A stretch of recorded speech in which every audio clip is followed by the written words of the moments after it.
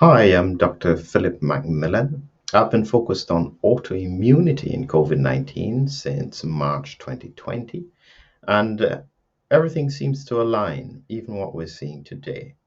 And so it means that my perspectives are a bit unique, different from what other people would say. And as fate would have it, sometimes what I say is not liked, as one of my recent videos has been censored.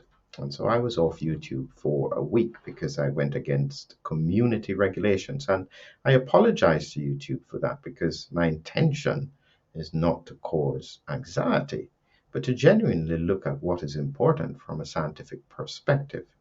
So this was the heading that caused my problem. COVID-19 lessons from thalidomide.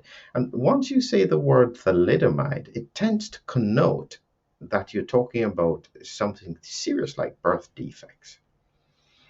I, I don't think that's the point I was trying to make. And believe me, if you want to know a little bit more about what I was sharing, please consider joining me on Substack. That's where you will see the full video as to what it was that I said that was considered to be against community guidelines. And you can judge for yourself about that.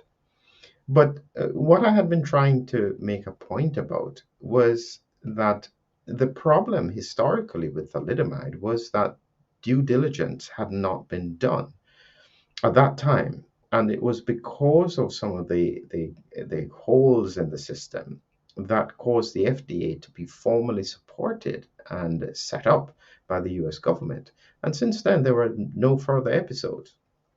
However, in the context of COVID 19, we've had to bypass some of these principles because of time. We're in a pandemic.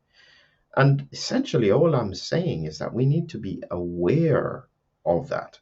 We need people to understand those relevant points, meaning that if we can't do the due diligence with medium long term studies, people must know that. And the people must be aware that's part of informed consent.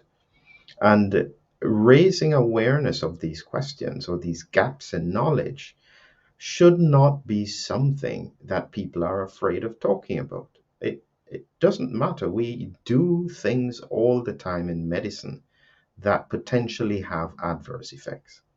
And within that context, if something has an adverse effect, we try and mitigate it, or we try and identify who is more at risk and try and minimize their exposure to the problem.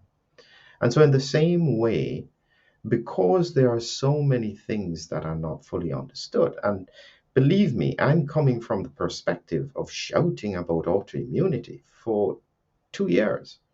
And I don't think that people understand the science of COVID 19. And if you don't fully understand the science of COVID 19, how then can you be sure of the impact of what you're doing? And so within what we do, we have to be honest about what our gaps are. And so when we talk about COVID 19 and the lessons from thalidomide, I wasn't making reference to pregnancy. I was making reference to the fact that it took 5 years to figure it out. And actually, if if there certain sequences didn't happen at the particular time, we could have continued to miss it because the proponents of thalidomide were saying that this did not happen with every patient. But they missed the critical piece of the puzzle is that it only occurs in a very tight gestational period. It's only about 10 days where if a patient is taking it, they're at risk of this occurring. And so that's the kind of science that we need to be looking out for. And good science means that you understand where there are gaps, you advise patients that there are gaps, and you look out to make sure that there is nothing that occurs that can be mitigated. That's good science.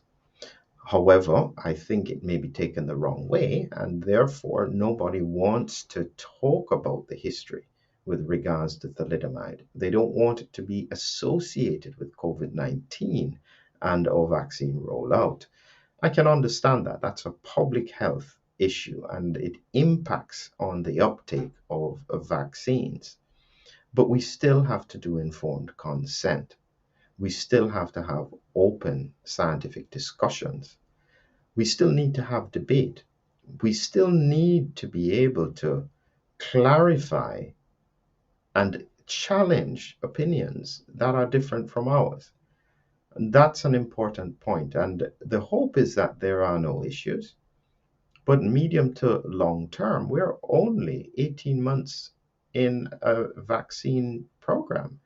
In almost any other drug, there's a check at 2 years. We haven't reached that point yet. And so, therefore, that would be the medium term point. Then, beyond that, it's 5 to 10 years. How can we have that? And so, therefore, people just need to understand that. And then we need to, as a scientific community, look out for things that we did not anticipate. Believe me, no one anticipated what happened with thalidomide. There was no logical reason for it to happen. But when they did the studies, it made sense. In the same way, let us not ignore the lessons. So therefore, if you want to see what I had said, which I hope was not really that controversial looking at the history, but if you want to see what I said, please go to Substack in the link below, take a look at the video, share your thoughts. I'd be very appreciative of it, and tell me whether or not it had crossed the line as to what was appropriate. I'll try not to get censored, but because I'm like a detective, I say what I see and I look to see if everything makes sense. And that's not always convenient.